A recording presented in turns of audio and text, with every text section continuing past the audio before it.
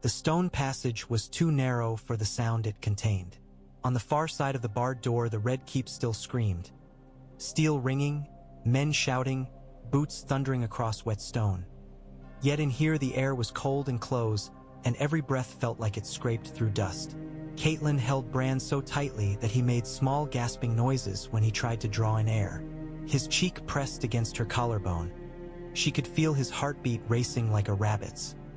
Summer paced at their feet, nails clicking softly, lip curled back from teeth slick with rain and someone else's blood. Arya stood in front of them as if she could become a wall.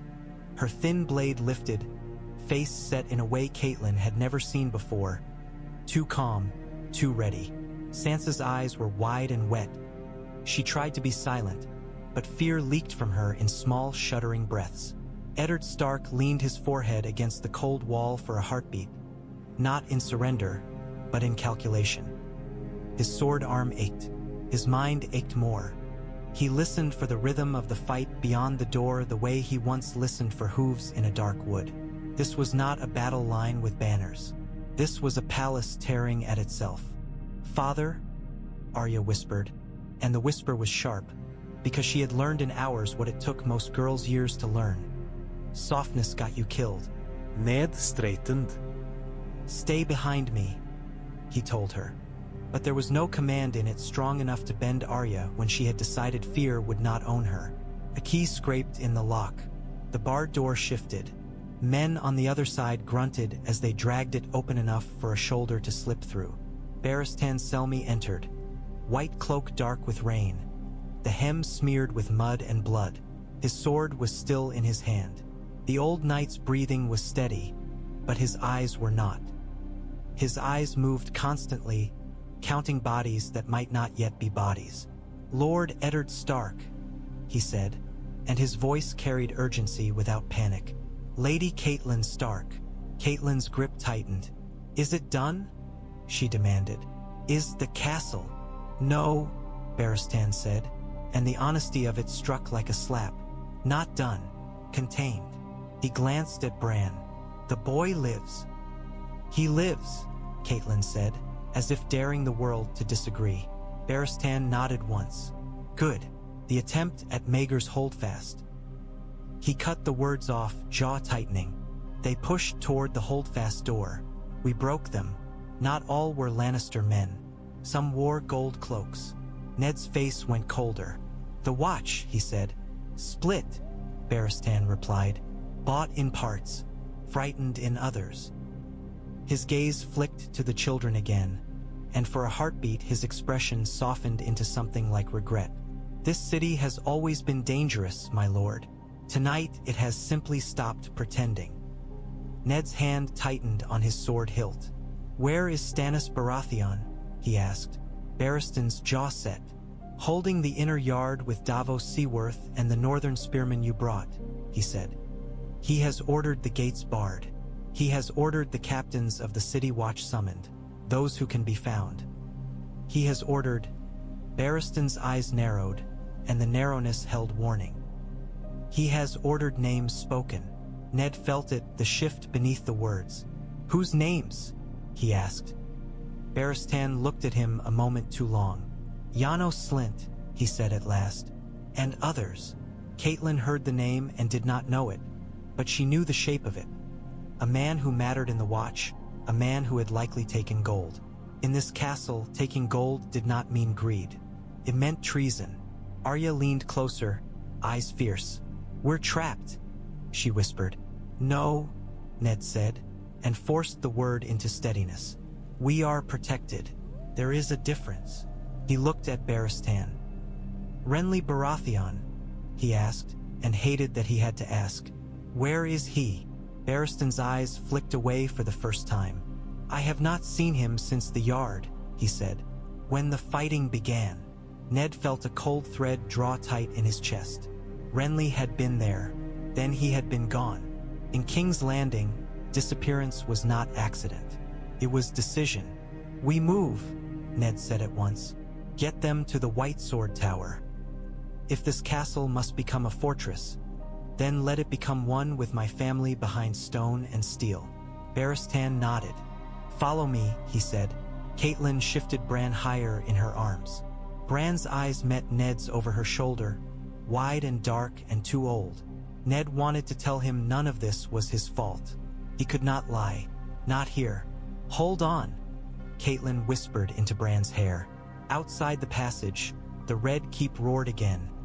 Closer now, like the beast had found their scent. Barristan Selmy lifted his sword, and Ned stepped forward with his own. They moved into the corridor, and the torchlight followed them like a thin, trembling line of safety. The small council chamber had been a room of candles and arguments. Now it smelled of iron and wet wool, and the map on the table had blood on its corners where someone's hand had rested too long while dying. Stannis Baratheon stood over it like a man overseeing a siege. His eyes were red-rimmed from fatigue, but the fatigue did not soften him. It only sharpened him. Daggers marked the gates, the yard, the routes through the castle that mattered. In a corner, a small parchment list lay weighted beneath a cup, names written in a tight hand. Davos Seaworth stood at Stannis' shoulder, plain and steady, his gaze taking in the room's edges.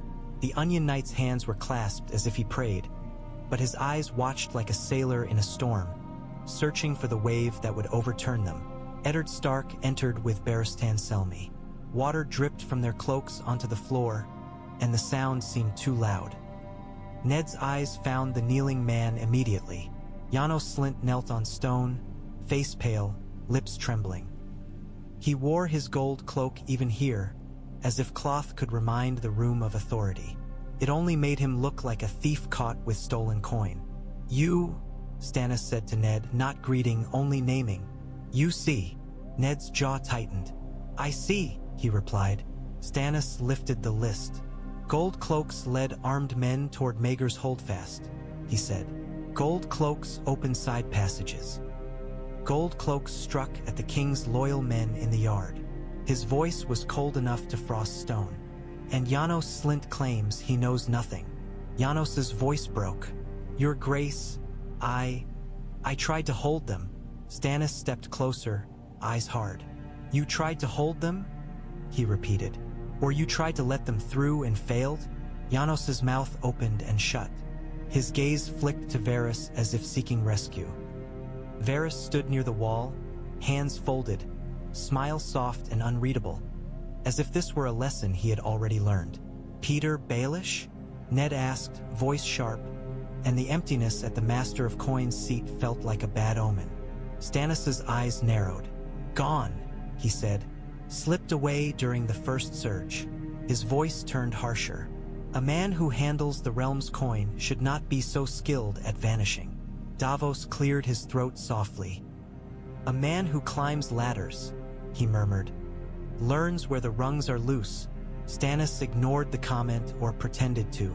"The king's will is sealed," he said, "and the city is in open disorder.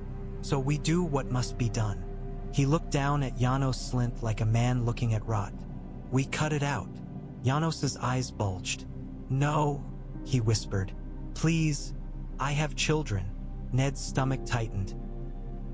He had heard that plea before on battlefields, in courtyards, in the godswood of Winterfell when men begged the old gods for mercy that never came. He looked at Stannis. "If you execute him tonight," Ned said, "you make him a martyr to his men. The watch is already split." Stannis's gaze snapped to him. "Martyr," he said.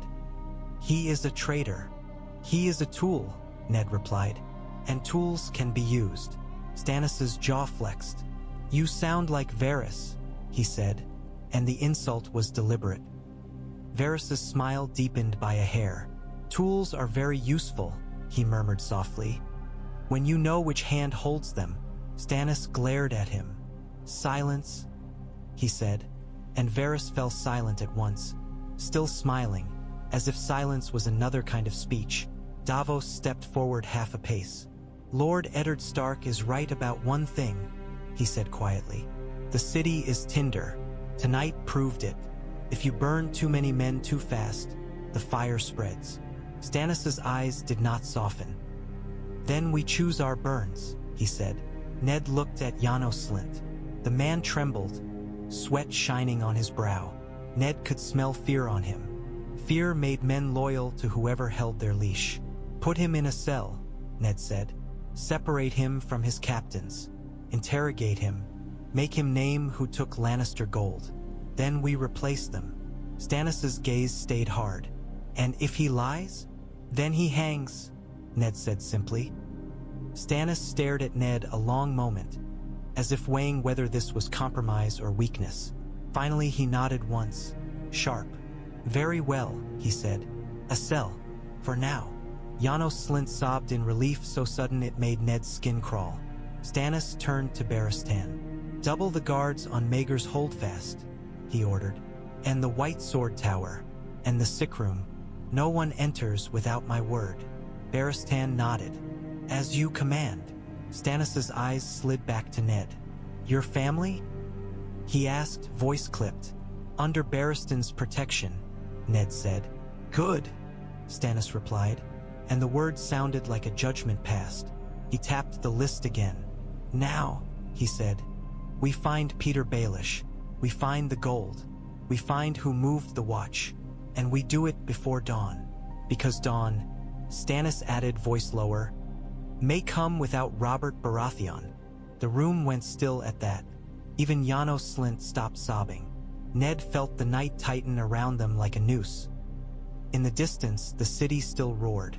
Somewhere in the castle, a king still breathed, ragged, uncertain. And in this room, Stannis Baratheon began to rule without a crown because someone had to. Cersei Lannister did not look surprised when they dragged the Gold Cloak into her cell.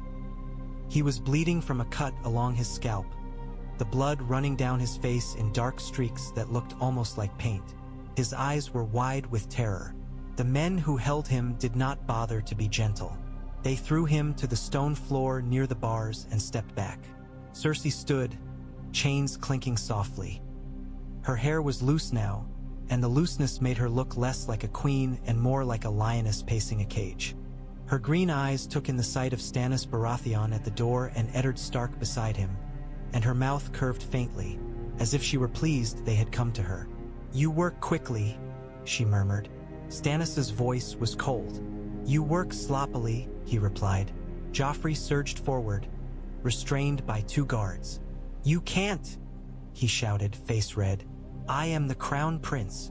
I will have." Stannis's gaze flicked to him with disgust. "You will have silence," he said, "or you will have a gag." Joffrey choked on his rage, eyes burning. Sandor Clegane stood near the wall, watching everything with the stillness of a man who had survived too many fights to waste motion on fear. His hand hovered near his sword hilt, but he did not draw. Not yet. Cersei stepped closer to the bars, chains whispering across stone. "Is this your proof?" she asked softly, gesturing at the bleeding guard. "A frightened man who will say whatever you wish him to say?" Ned's voice was hard. "He carried your coin," he said. The guard sobbed. "Your Grace," he whispered toward Cersei, and the sound of that title in this cell made something in Ned's chest twist. Cersei's gaze slid to the guard, and for a heartbeat her expression softened. Not into mercy, but into calculation. "Did you bring my message?" she asked him quietly. The guard flinched. I, he stammered. Stannis stepped forward a fraction, eyes like knives. "You sent messages," he said, "to Petyr Baelish. To whom else?" Cersei's smile sharpened. "Stannis Baratheon," she murmured, always so eager to be sure. Her eyes glittered. "You should have been a maester. Then you could have chained yourself to books instead of trying to chain the realm." Stannis's jaw flexed. "You will answer," he said. Cersei leaned closer, her chains lifting slightly. "Or what?" she whispered. "You will strike me? In front of all these men?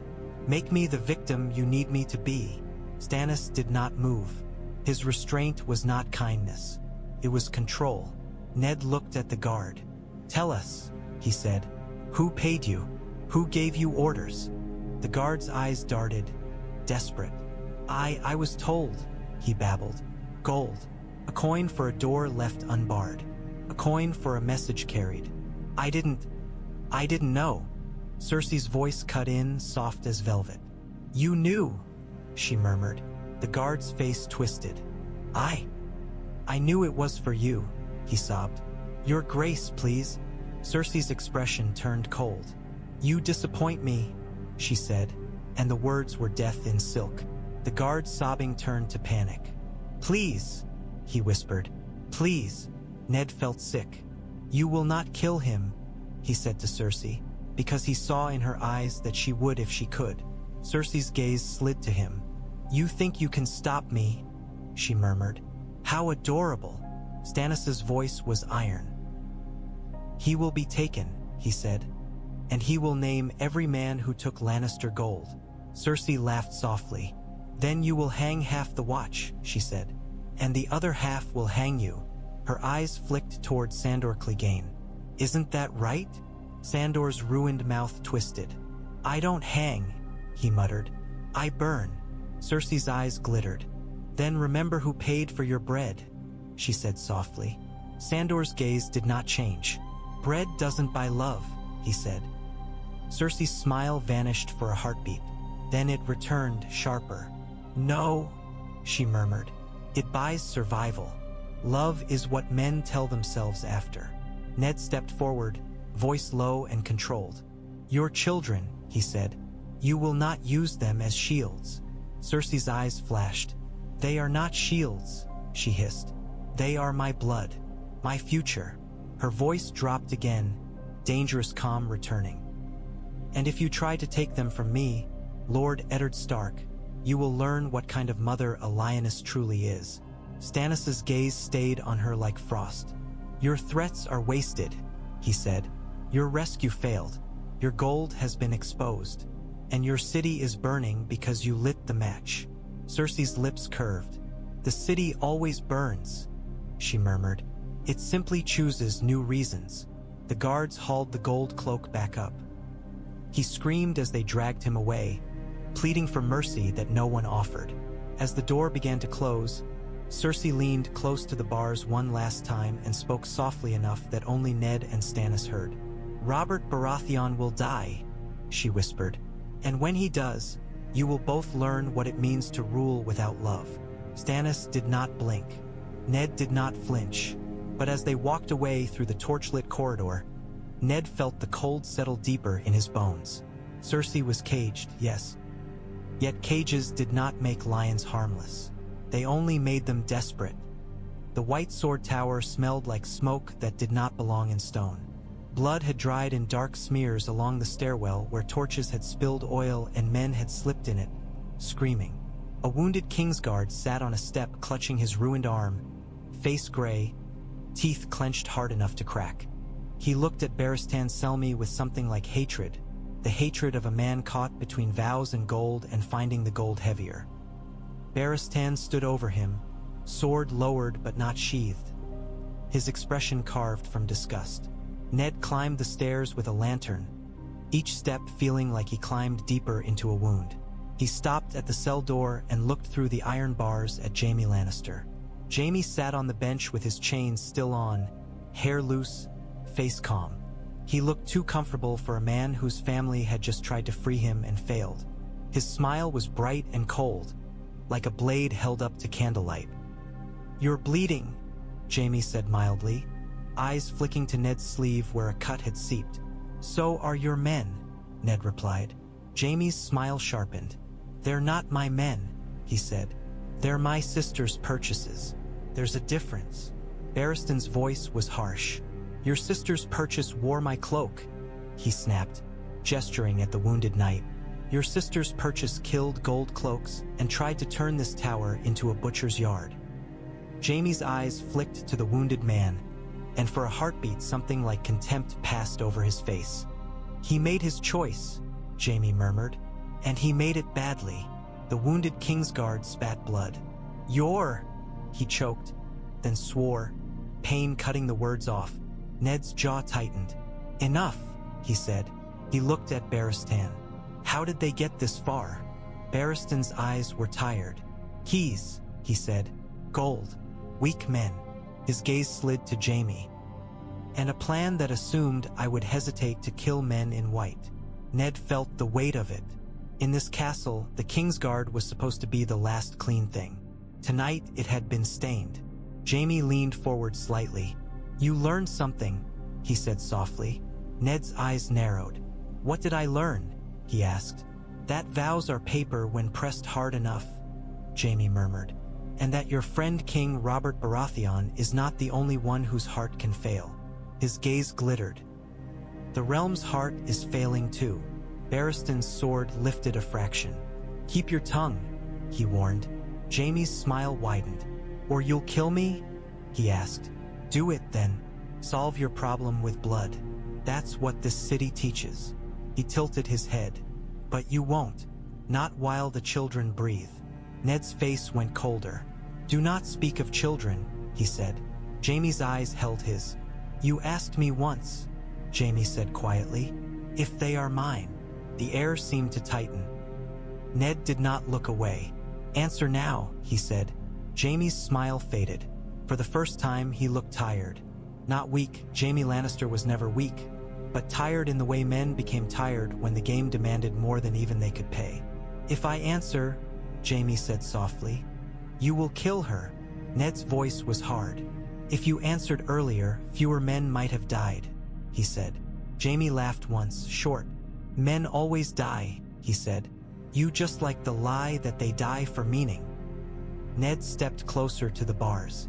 The lantern light caught the gold in Jaime's hair and made it look like a crown. "They will try again," Ned said. "To free you, to free her, to kill my son, to poison Robert." He watched Jaime carefully. "If you know where their next blade comes from, tell me." Jaime's eyes narrowed. "You think I'm the kind of man who stops my family's blades?" he asked softly. "I think you're the kind of man who wants his children alive," Ned said. Jaime's jaw flexed. The name of the thing, children, had weight on his tongue. He looked away for a heartbeat, then back. "There are caches," he said quietly. Barristan stiffened. "Caches?" he repeated. Jaime's gaze flicked toward the tower wall as if he could see through stone to the city beyond. "Wildfire," he said. Barristan's face tightened. Ned felt a chill. He had heard the word only in whispers. Green flame that did not die, fire that ate flesh and stone alike. "I know where some is," Jaime said softly. "Not all, but enough." He smiled faintly. "If Cersei cannot win with gold and knives, she may try with fire." Ned's mind raced. "Why tell me?" he demanded. Jaime's eyes glittered. "Because if the city burns," he said, voice low, "my children burn with it." He leaned back, chains clinking. "And because if you are smart, you will keep the city from burning until you decide who deserves the ashes." Barristan's knuckles whitened on his sword. "If you are lying." "I'm not," Jaime said, and the certainty in his voice made Ned believe him despite himself. Ned turned to Barristan. "Move him," he said. "Deeper. Fewer men with keys. Fewer corridors. If there is another attempt, I want it to break against stone." Barristan nodded once. "As you command." Jaime's smile returned, thin. "You see," he murmured. "You're learning." Ned's voice was ice.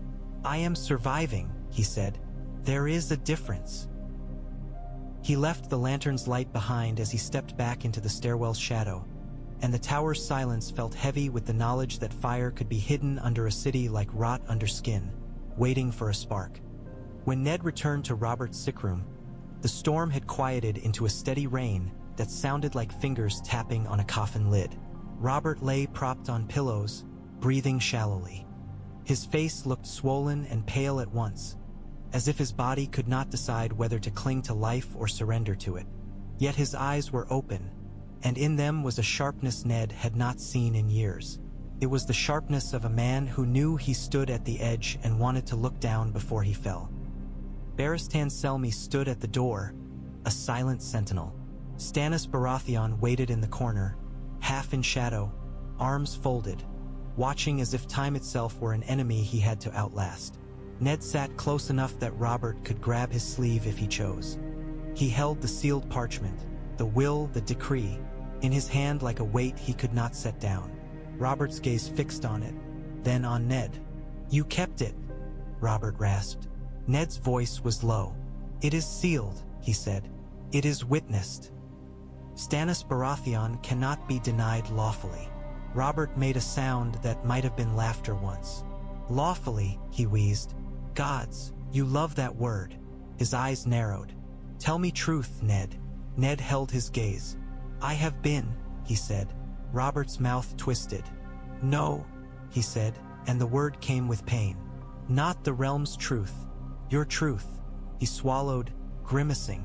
"Do you think I deserve this?" Ned's throat tightened. The question was too large. It held Lyanna's ghost and Jon Arryn's death and Robert's years of drink and neglect and old friendship that had curdled. "Deserve is a word for gods," Ned said quietly. "Men only reap." Robert's eyes glistened with something like fury at himself. "I reaped a bed of lies," he whispered. He stared at the ceiling as if seeing a young woman's face there. "Lyanna," he murmured again, softer. "I loved a dream, not a woman." Ned's hands tightened around the parchment. "She was real," he said, "because Lyanna Stark had been real, and because the dead deserved at least that." Robert's eyes flicked back to him, raw. "And I was a fool," he whispered. "A strong fool." He coughed, a harsh sound that shook his body. Barristan moved as if to help, then stopped, letting Robert's breath find its own rhythm again. Robert's hand lifted weakly, fingers searching. Ned took it before it could fall, feeling the roughness of calluses that had once held a hammer that could reshape wars. Robert's grip was feeble now, but stubborn. "Do not let them kill the children," Robert whispered suddenly. Ned froze. Stannis's posture stiffened in the corner. Robert's eyes burned. "They're not mine," he rasped, and the admission tore from him like a wound reopened. "But they're children," he swallowed. "If I become a man who kills children because he was embarrassed, then I deserve worse than death." Ned's chest tightened. "They will not be harmed," he said, and he meant it as a vow he would die for if he had to. Stannis stepped forward a fraction, voice cold. "Mercy is not the same as weakness," he said. Robert's eyes flicked toward him with tired contempt. "Spare me your sermons," he rasped. He looked back at Ned. "The realm will call me mad anyway," he whispered. "Let them at least be wrong about the worst of it." Ned nodded once, throat too tight to speak. Robert's hand squeezed weakly. "And little finger," Robert whispered. "Do not trust him. He smiles like a friend and bites like a rat." Ned felt cold settle, because suspicion had already been growing in him like a shadow. "He is gone," Ned said. Robert's eyes widened slightly. "Gone," he repeated. "Of course he is." A silence fell, broken only by rain. Robert's gaze drifted past Ned, as if looking through the wall to the city beyond. "Tywin will come," Robert whispered. "He already has," Ned said. Robert closed his eyes for a moment. When he opened them again, they were tired. "If you ever see my hammer again," he rasped, "swing it for the realm, not for pride." Ned's voice was low. "I will swing words," he said, "and steal when words fail." Robert's mouth twitched. "Words," he murmured. "Always you and your words." Thunder rolled distantly, softer now, as if the storm too had grown tired. Robert's grip loosened. His eyelids began to droop. "Ned," he whispered, voice fading. "If I had listened to Jon, if I had listened to you, perhaps, Ned thought, the realm would still be rotten. It would only have been rotten more quietly." Robert's eyes closed. His breath rasped once, then steadied. Not dead, not yet, but near enough that the room held itself rigid, waiting for the next breath as if it were a verdict. Stannis's voice came quietly from the shadow, to Ned alone. "He will not last," he said. Ned did not answer. He stared at Robert's sleeping face and felt the weight of a promise settling onto his shoulders like a cloak soaked in rain. Renly Baratheon did not flee like a coward. He fled like a man who believed he was saving the realm from a future he could already see. He moved through the Red Keep's chaos with the ease of a man who had grown up inside its veins. He knew the passages where servants hurried and guards did not look twice. He knew which doors opened onto alleys and which onto courtyards. He knew how to smile at the right moment, even with rain on his face and blood in the yard. By the time the inner door slammed behind the Starks and the fighting concentrated around Maegor's Holdfast, Renly had already chosen. Not Stannis, not Robert's cold ink, not law that would crack the city like ice. He chose love, or the thing that passed for love in King's Landing. Applause, comfort, the easy belief that a handsome king could make hunger less sharp and fear less heavy. He slipped from the castle with a hood pulled low and a small company that looked like common men in common cloaks. He did not carry a banner. He carried a sealed letter pressed to his chest like a heartbeat. In a wet alley near the city's outer lanes, Loras Tyrell waited. Loras's cloak was dark, but the way he stood gave him away. Even in shadow, he looked like a knight from a song. Straight-backed, perfect, eyes bright with fever. 2 armed men waited with him and a saddled horse whose breath steamed in the cold rain. Renly stepped into torchlight and lowered his hood. Loras's eyes widened. Renly, he breathed, relief and urgency tangled together. It's true then, the queen in chains, the city in riot. Renly's mouth tightened. It is true, he said, and it will get worse. Loras's hand lifted as if to touch him, then stopped, because even here, even in the dark, eyes might be watching. Come with me, Loras whispered. My father can raise the reach. Highgarden will. Renly's laugh was soft and bitter. Highgarden will do what Highgarden always does, he murmured. It will choose the side most likely to win. He held up the sealed letter. So I must make sure that side is mine. Loras's eyes glittered. You mean to claim it, he whispered.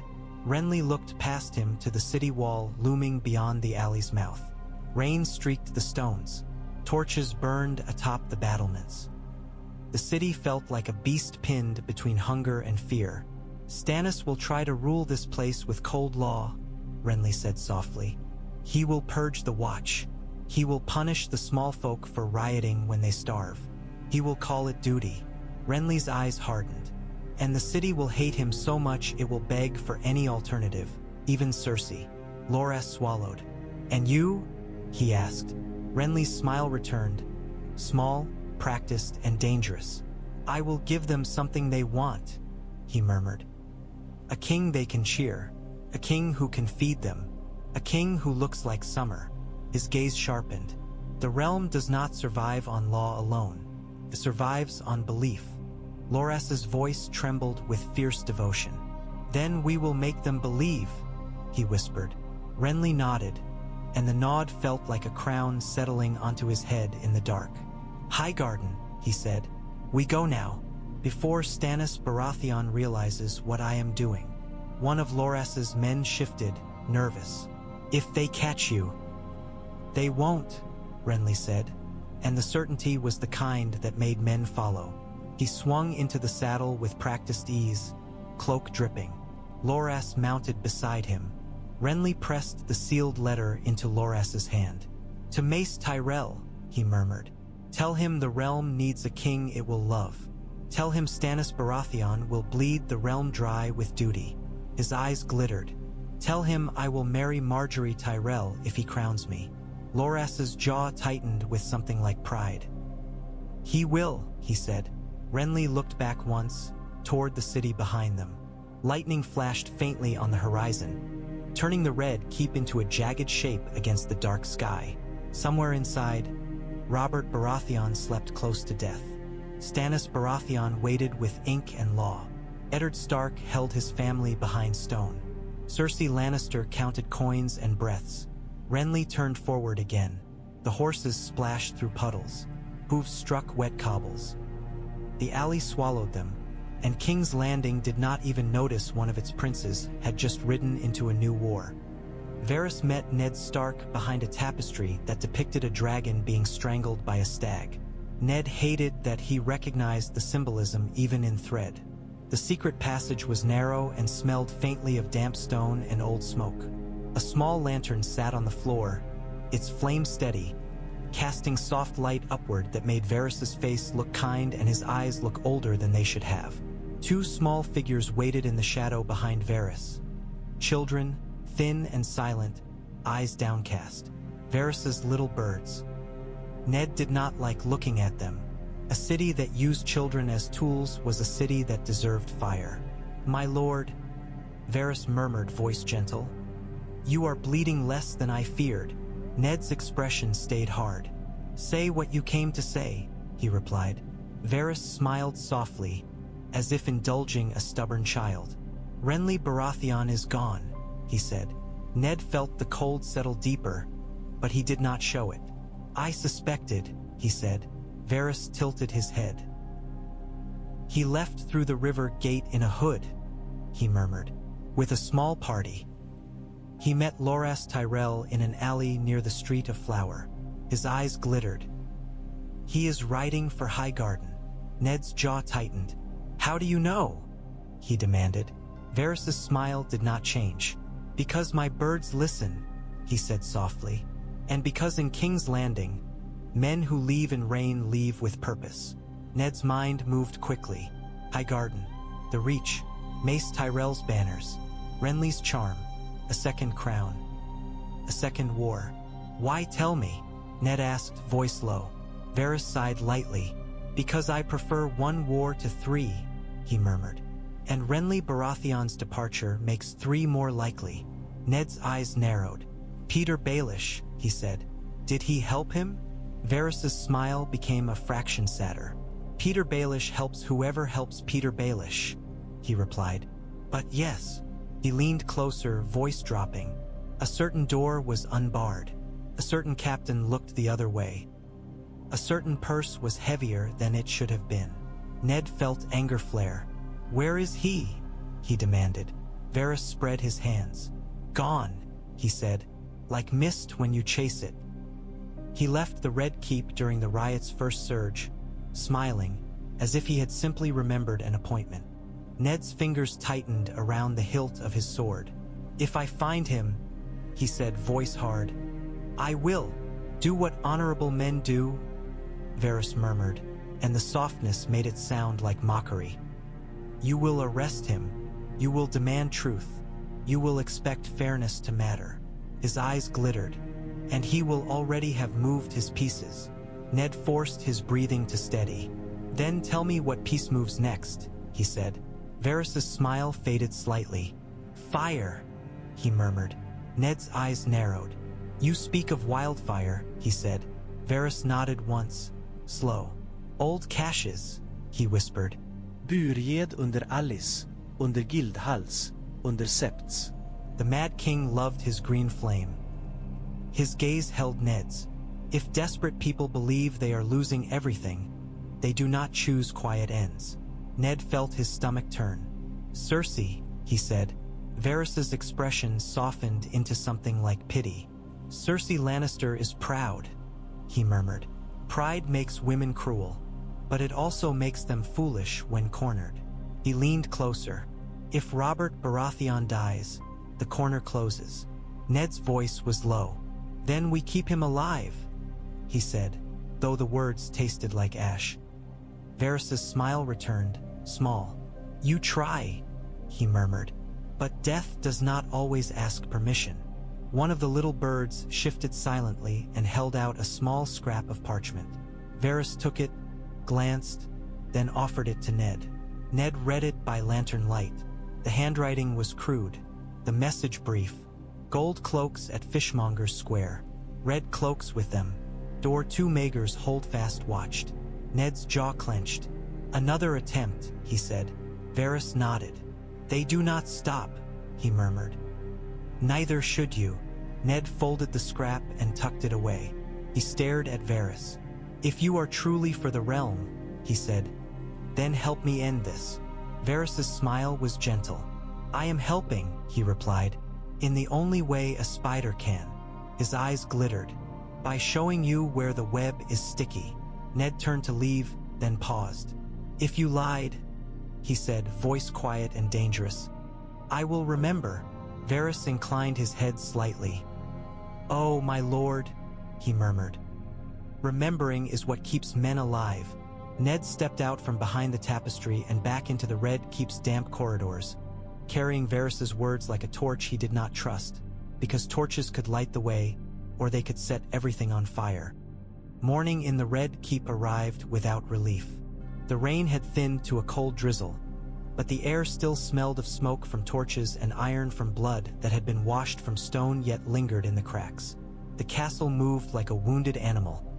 Guards doubling posts, servants whispering, courtiers pretending they had always expected this. In the rookery, Stannis Baratheon wrote war with wax. He sat at a plain table beneath stone arches, sealing letters with black wax instead of red. The choice was deliberate. Red belonged to the old king and the old court. Black was law. Black was iron. Black was the shadow of the storm that had come. Eddard Stark wrote beside him, his jaw tight, his hand steady. His words went north, to Winterfell, to Robb Stark, because the North would need to know the realm had cracked and the Stark stood inside the crack. He wrote to Hoster Tully, because the Riverlands burned. He wrote to Lisa Arryn in the Vale with careful phrasing, because grief made people unpredictable and the Vale's knights could decide wars by staying still. Davos Seaworth held a stack of decrees like a man holding timber for a bridge. He watched Stannis' pen, watched the way each seal pressed into wax like a promise that could not be taken back. Renly Baratheon, Stannis said without looking up, will call himself king. Ned's quill paused. Yes, he said. Stannis' eyes lifted, hard. He will claim love, Stannis continued. He will claim the realm needs him. His mouth curled with contempt. He will claim the law is a cold thing that must be softened. Davos's voice was quiet. Men like warmth, he said. Even when warmth burns. Stannis pressed another seal. Then they will learn to endure cold, he said. A maester's hands passed ravens forward, one by one. Black wings fluttered impatiently, eager to escape stone. Each raven carried a thread of command meant to stitch the realm back together. Ned looked up from his writing. If Robert Baratheon dies, he said quietly, we must announce it carefully. Stannis' eyes did not soften. We announce it, he said. We crown law. We punish treason. We march on Tywin Lannister. We crush Renly Baratheon's rebellion before it grows teeth. Ned's voice stayed controlled. And the city? He asked. It will riot again if bread does not come, if fear is not quieted. Stannis' mouth tightened. Then we feed them, he said, as if the word were a command that could conjure grain from air. Ned's gaze sharpened. With what? He demanded. Littlefinger is gone. The treasury is. Stannis slammed his seal down harder than necessary. Then we take, he said coldly. We seize Lannister holdings in the city. We seize the coin of any man who aided their treason. We seize what the crown is owed. Davos exhaled slowly, and Ned heard the caution in it. Seizing breeds enemies, Davos murmured. So does allowing treason to breathe, Stannis replied. Barristan Selmy stood near the doorway, watching the corridor beyond with a soldier's stillness. He turned his head slightly. The watch is restless, he reported. Men whisper. Some fear Stannis Baratheon's justice. Some fear Cersei Lannister's vengeance. Most fear hunger. Ned sealed a letter for Robb Stark and felt a hard knot form in his throat. Winterfell would hear of this and the North would stiffen, proud and wary. He did not want his son to inherit war. Yet war was already inheriting them.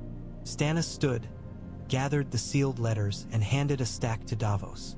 You, he said, you will go to Storm's End. You will rally the Stormlords. You will bring them to King's Landing under my banner. Davos bowed his head, acceptance without flourish. As you command, he said. Stannis' gaze slid to Ned. And you will remain here, he said. You will hold the city. You will hold your family. You will hold the truth in place until it stops thrashing. Ned met his eyes. I will, he said. Outside, ravens took flight into gray sky. Each one was a message. Each one was a gamble that men would choose duty over desire. And as black wings vanished into rain, Ned could not shake the feeling that the realm was already choosing.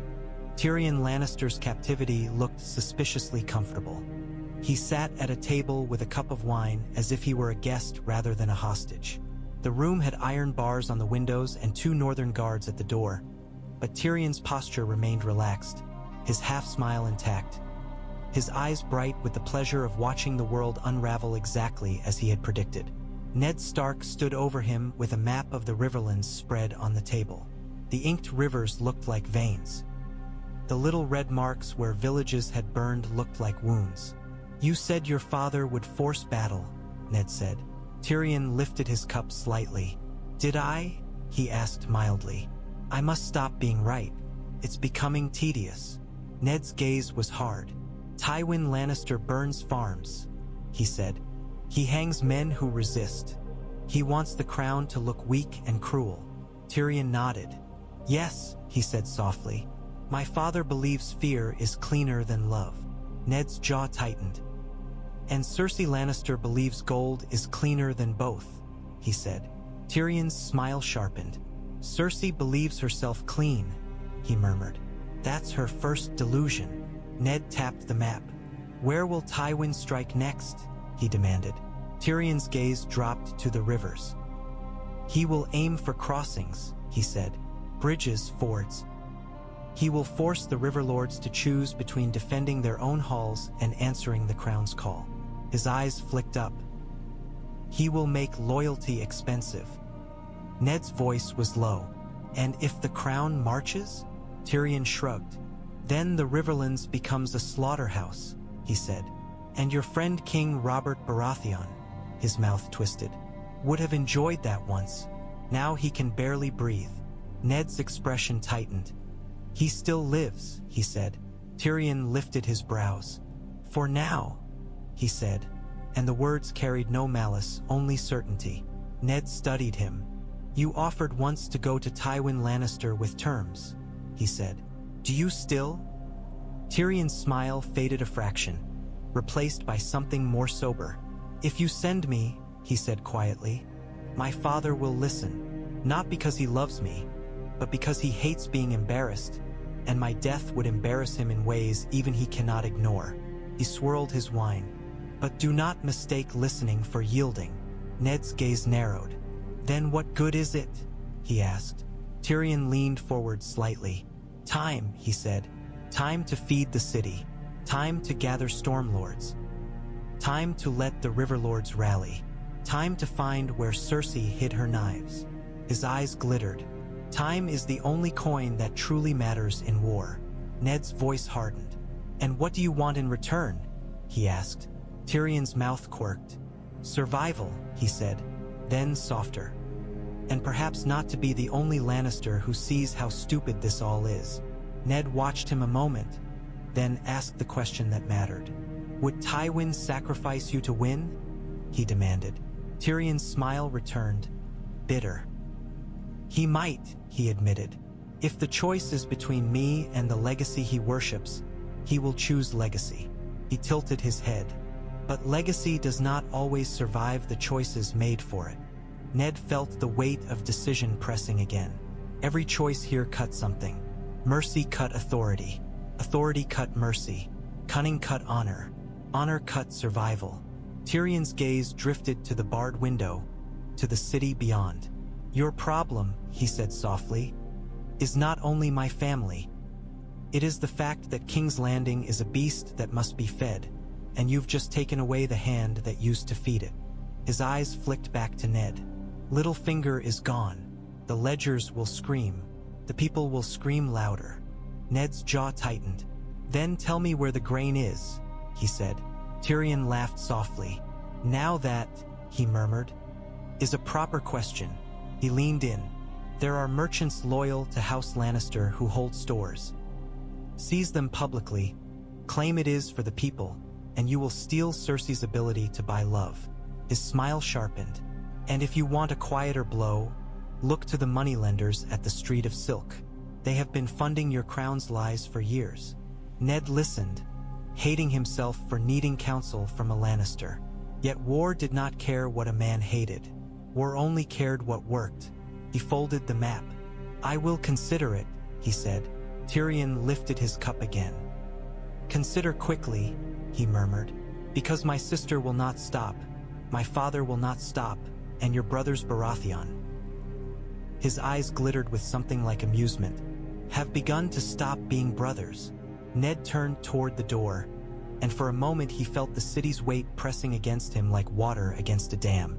Behind him, Tyrion's voice drifted, soft and certain. "If you want to survive, Lord Eddard Stark," he murmured, "learn to be the kind of man who can hold a knife without pretending it is only a tool for carving bread." Dawn came with bells, not the joyful bells of weddings or harvests. These bells rang slow and heavy, rolling over King's Landing like an announcement the city did not want to hear but could not ignore. The sound seeped through stone and into bones. It made courtiers flinch and servants whisper prayers. It made the gold cloaks tighten their grips on spears.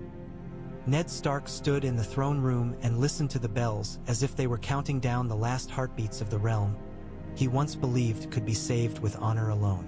Robert Baratheon had died before sunrise, not with a war cry, not with a hammer in hand. He died behind curtains, breathing ragged until breathing stopped. The castle had gone quiet for a moment afterward, not peaceful but stunned, as if even the Red Keep had not expected the king to disappear so suddenly. Then the quiet broke into frantic motion. Seals fetched, guards repositioned, doors barred, ravens prepared, men arguing over what to call what had happened. In the throne room now, cold light poured through high windows. It fell on the iron throne and made the swords look like teeth. Stannis Baratheon stood before it wearing a simple crown, no grand jewel-studded thing, only iron and necessity. It looked heavy on him, not because it did not fit, but because he would never pretend to enjoy it. Eddard Stark stood at his side, holding the sealed parchment, Robert's will, like a blade that had already cut too deep. His face was still, but inside him grief moved in sharp waves. Robert had been many things: friend, king, fool, brother in all but blood. Ned did not mourn the crown. He mourned the man who had once laughed with him in a different world. Barristan Selmy and the Kingsguard lined the steps, white cloaks falling straight. Their faces were carved from duty. One cloak had a fresh stain near the hem where blood had not washed out. It looked like a reminder that purity was always temporary. Robert's warhammer rested on a cloth-draped table to one side, as if the weapon itself had been laid to rest.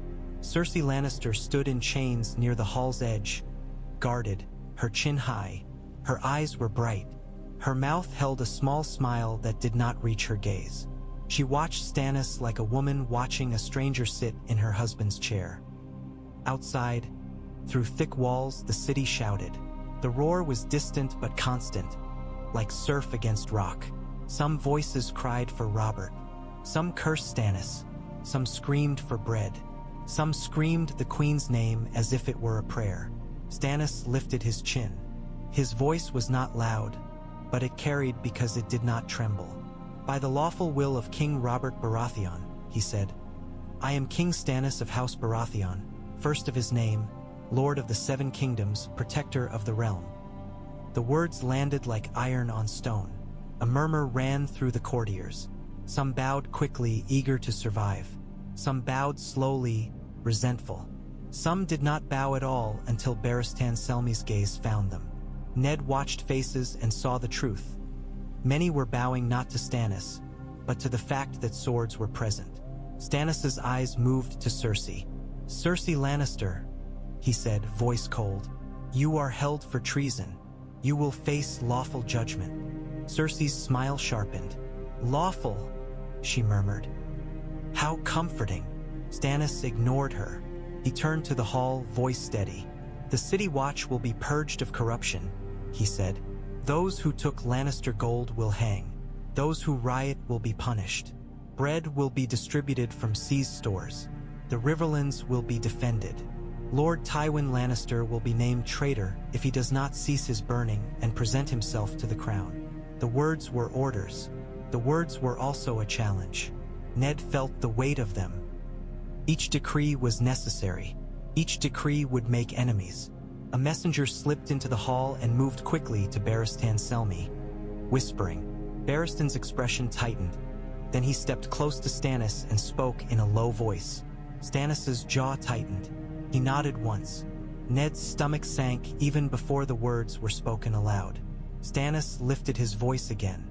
Renly Baratheon has fled the Red Keep, he announced. He rides for Highgarden. A murmur swelled, louder than before. Renly's name was a spark. Love's name always was. Cersei's smile widened by a fraction. A cruel little thing. She glanced toward Ned and spoke softly, almost kindly, as if offering sympathy. 3 kings, she murmured. Already. Ned did not look at her. He looked at Stannis. Stannis's eyes were hard. If my brother raises banners against the crown, he said, he will be treated as a traitor. Outside, the city's roar rose, as if it had heard the word traitor and tasted blood. Ned stared at the Iron Throne and felt the realm's future narrowing into a path lined with knives. Tywin Lannister burning in the west, Renly Baratheon gathering love in the south, Cersei Lannister caged but smiling, and a new king who believed law could hold the world together if only it was enforced hard enough. Stannis Baratheon turned slightly toward Ned, voice low enough that only Ned heard. "You are my hand," he said. It was not a request. Ned's throat tightened. He thought of Winterfell's snow. He thought of Bran's small hand gripping his sleeve in fear. He thought of Robert's dying whisper, "Do not let them take the throne." "I will serve," Ned said, and the words tasted like iron. The bells outside continued to ring. The city continued to roar. And somewhere beyond the walls, ravens were already flying with Renly Baratheon's promises of summer, because the war for the crown had not ended with Robert's last breath. It had only become honest enough to show its teeth. Stannis Baratheon did not mourn with tears. He mourned with motion. Robert's body had been taken away under cloth and candlelight, and the Red Keep had swallowed the grief the way it swallowed everything. Behind doors, behind drapes, behind 1,000 whispered versions of the same truth. Yet Stannis did not allow the castle to breathe out. He forced it to keep moving, because stillness was where conspiracies nested. In the small council chamber, the candles burned down to puddles. The map lay open, corners stained with old blood that no servant had dared scrub away. It looked like the realm itself had begun bleeding into paper. Stannis sat at the head of the table with a simple iron crown on his brow. It did not glitter.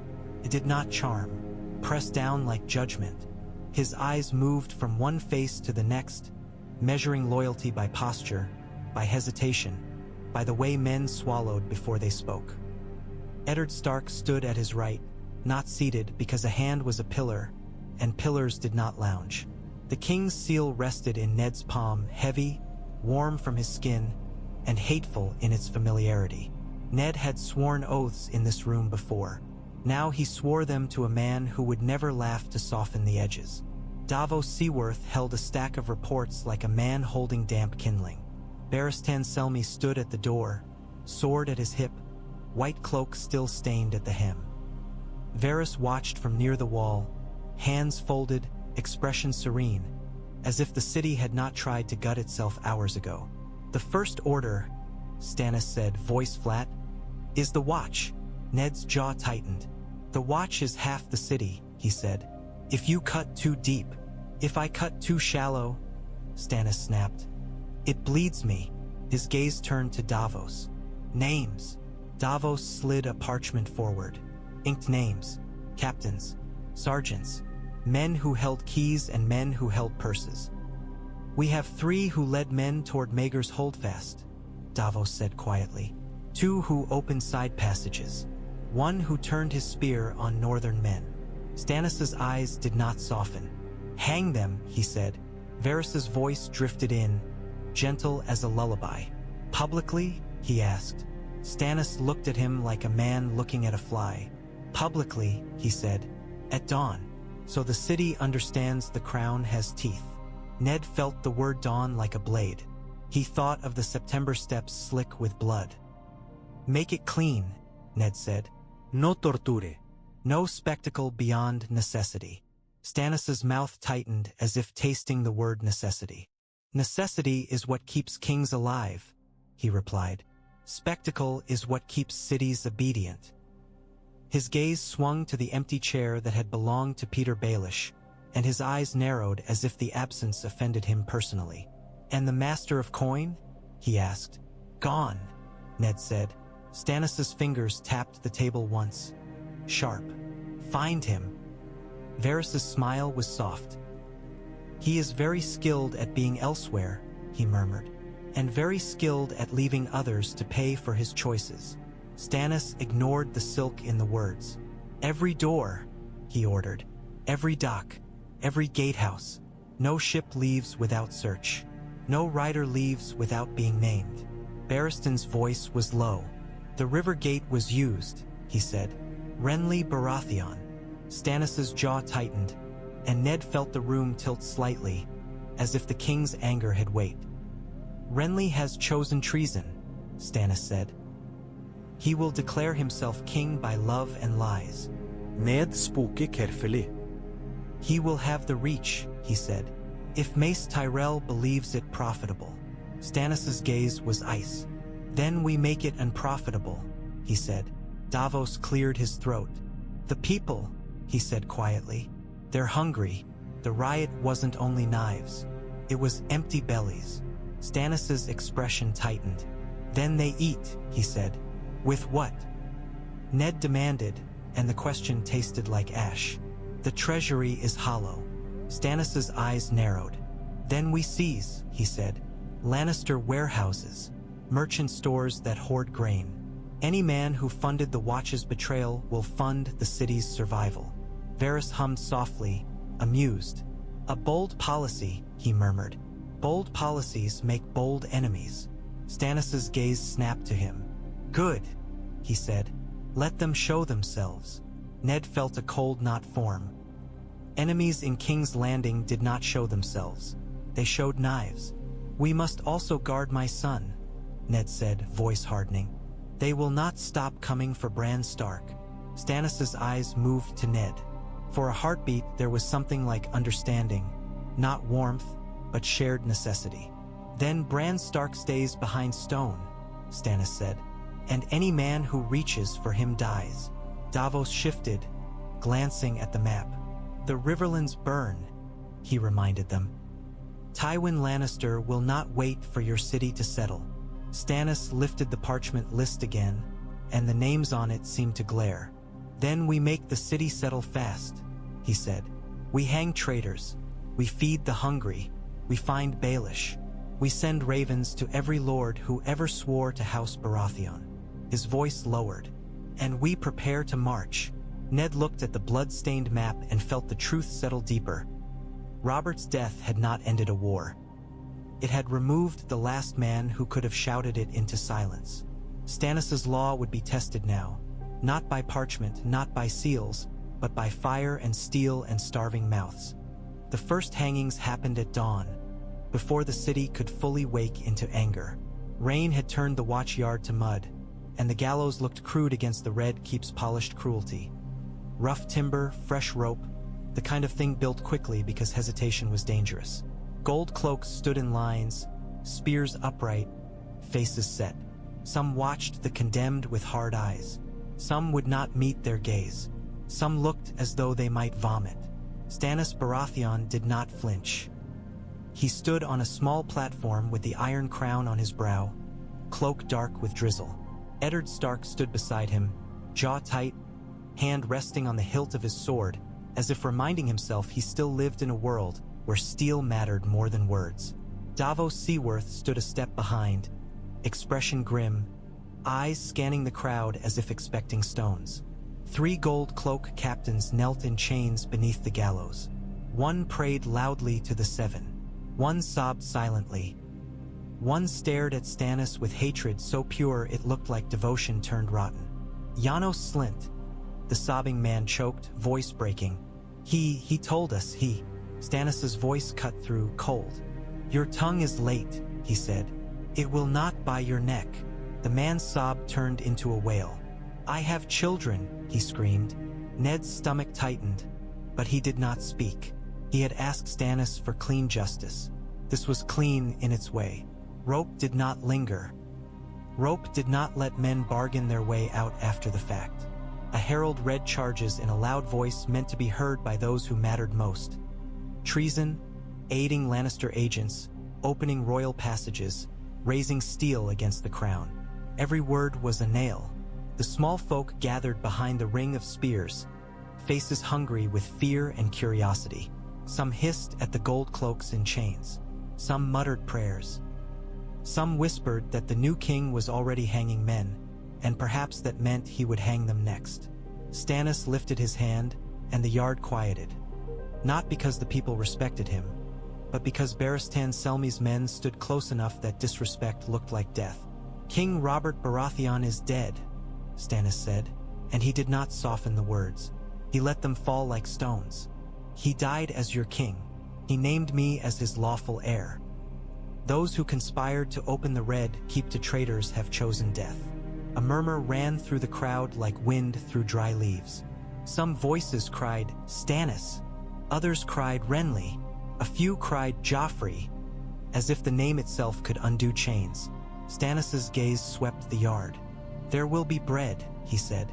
"There will be order, and there will be justice." His voice hardened.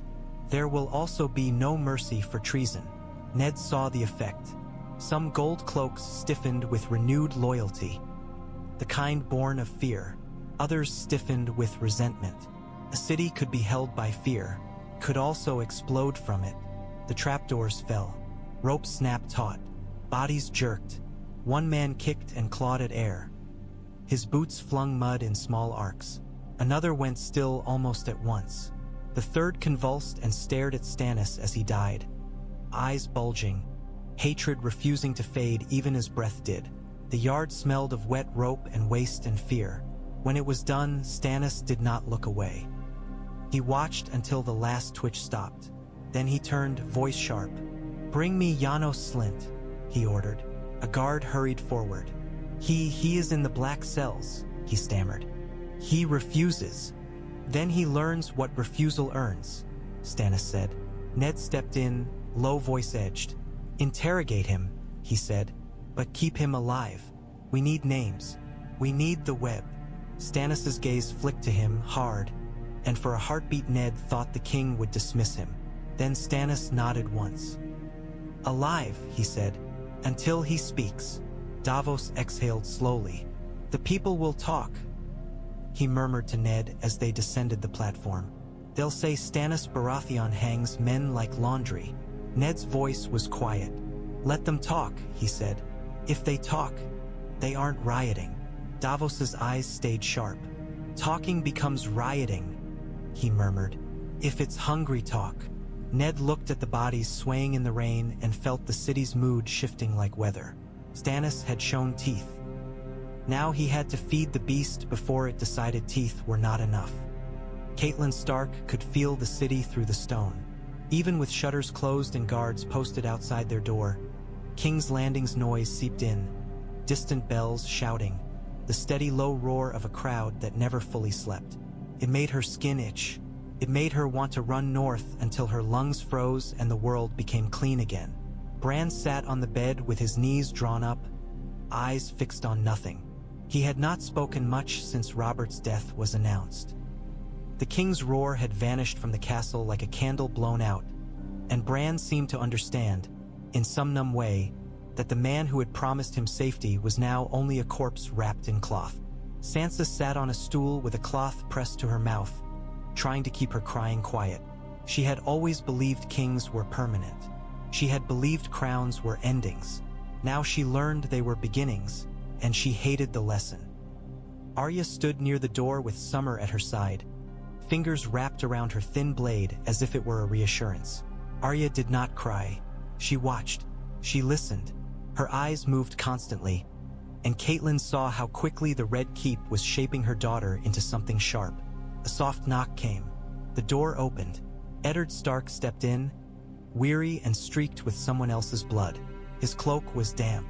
His face looked older than it had in Winterfell snow. He closed the door behind him as if locking out the world, though the world did not respect locks. Bran's gaze snapped to him. "Father," he whispered, and the whisper was small. Catelyn rose at once, crossing the room. "Ned," she breathed. "Tell me it's over." Ned's mouth tightened. "Nothing is over," he said softly. He looked at Bran, and his eyes softened by a fraction. He knelt beside the bed, bringing himself down to the boy's level. "How are you?" he asked. Bran's lips trembled. "They hanged men," he whispered. "I heard the crowd." Ned's jaw tightened. "Yes," he said. "Stannis hanged traitors." Bran flinched. "Robert is dead," he whispered again, as if saying it twice might make it less real. Ned's throat tightened. "Yes," he said. "He is." Catelyn's hands clenched. "And now?" she demanded. "Now what do we do? We cannot stay in this city. Not with knives for Bran. Not with—" her voice cracked, anger and fear tangling. "Not with you bound to Stannis's Cold War." Ned looked at her, and for a heartbeat she saw the man beneath the Lord, the man who wanted to take her home. Then duty settled over him again like armor. "Stannis has named me Hand," he said quietly. Catelyn stared. "He named you," she said, voice tight. I accepted, Ned replied. Sansa's sob caught. Arya's eyes narrowed. Bran stared as if trying to understand why his father would choose more danger after all they had suffered. Catelyn's voice trembled. "Ned," she whispered, "we are wolves in a pit of snakes." Ned reached for her hand and squeezed once, hard. "That is why I must hold the pit's edge," he said. "If I leave, Stannis rules alone. He will rule with law and steel and no mercy for anything human. The city will riot again. Children will die. The realm will fracture. Children will die anyway," Catelyn hissed, and her grip tightened around his fingers. "They already tried for Bran twice." Ned's gaze turned harder. "Which is why Bran does not leave this tower," he said. He looked at Arya. "And none of you leave without guards. Not to the courtyard. Not to the September.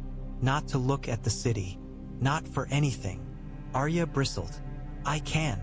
"No," Ned said, and the word cut her off. "You can survive, and that is enough."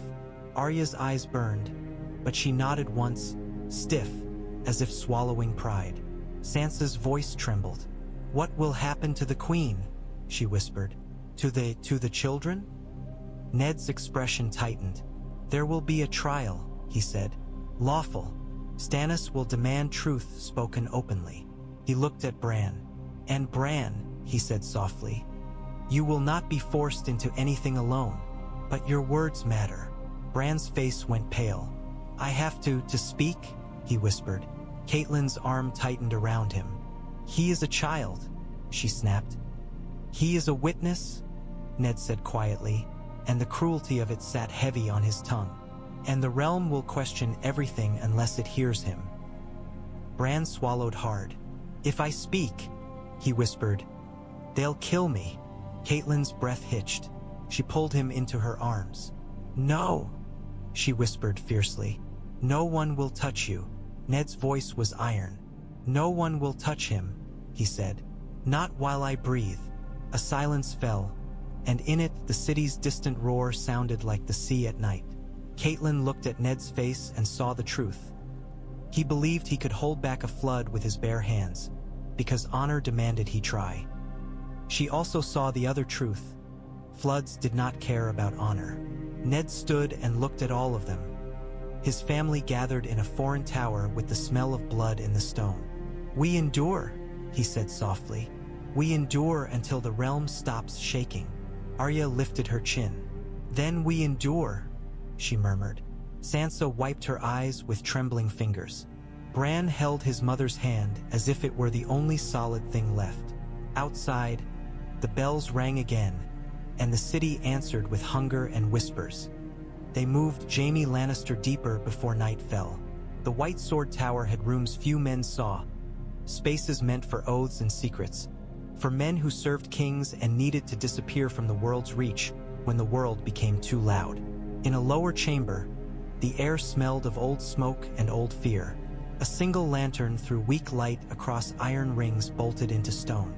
Jaime was led in with chains clinking, his hair disheveled, his face calm in the way only dangerous men could be calm. He looked at the iron on the walls as if assessing a puzzle. He looked at Barristan Selmy as if assessing an opponent. He looked at Eddard Stark as if assessing a conscience he could push. Barristan's voice was cold. "Sit," he ordered. Jaime smiled faintly and sat, wrists bound, posture too regal for a prisoner. Ned held a small map of King's Landing, marked with dots of green ink. He hated that he held it. He hated that he had listened to Jaime's words about Wildfire and found himself acting on them. Yet hate did not protect people. Action did. "Tell me where," Ned said. Jaime's smile sharpened. "No greeting," he murmured. "No courtesy. King's Landing is already rubbing off on you." Ned's eyes stayed hard. "Where?" he repeated. Jaime's gaze flicked to the green marks. "You already know some," he said softly. "You wouldn't bother otherwise." Ned held his gaze. "I know nothing," he said. "I have only fear." Jaime's laughter was quiet. "Fear is useful," he murmured. "It makes wolves listen." Barristan's hand tightened on his sword hilt. "Speak," he warned. Jaime's eyes flicked to him. "Always the same," Jaime said, voice mild. "Threaten. Pretend you're above what you do." He leaned back slightly, chains whispering. "Fine," he said. "Under the dragon pit. Under a smithy near the Street of Sisters. Under a cellar by the river gate. And," his eyes narrowed, "under a sept storehouse." Ned's stomach turned. "The September," he said. Jaime's mouth twisted. "Ares loved irony," he murmured. "Burn the gods and call it cleansing." Barristan's face tightened, and Ned saw something haunted in the old knight's eyes. The Mad King's ghost lived in many men. It lived loudest in those who had stood close and done nothing. Ned's voice was low. "How many?" he asked. Jaime's gaze sharpened. "Enough," he said. "Enough to turn streets into rivers of green fire if someone sets it off." "And you think Cersei would?" Ned said. Jaime's expression flickered. Something raw, quickly buried. "If she believes she is losing everything," he said quietly, "she will choose to burn the board rather than let another man play." His eyes held Ned's. "You think chains make her harmless? Chains make her desperate." Ned felt the words settle like ice. "Then we find it," he said. Jaime's smile returned, thin. "You will try," he murmured, "but caches are hidden, and men who know where they are know their value." His gaze glittered. "Gold cloaks, alchemists, old servants, Varys's little birds. Everyone has ears. Everyone has greed." Barristan's voice was hard. "If you are lying." "I'm not," Jaime said, and there was no theater in it. "If the city burns, my children burn." Ned's jaw tightened. "Your children," he said. Jaime's eyes did not look away this time. "Yes," he said softly. "My children." The admission hung in the chamber like smoke. Barristan's posture stiffened. Ned felt a strange, cold clarity settle, because truth spoken aloud turned rumor into law's blade. Ned's voice was controlled. "Then you confess to treason," he said. Jaime laughed once, bitter. "The whole realm is treason," he murmured. "You simply decide which treason you call lawful." Ned folded the map slowly. "I will send men," he said. "Quiet men.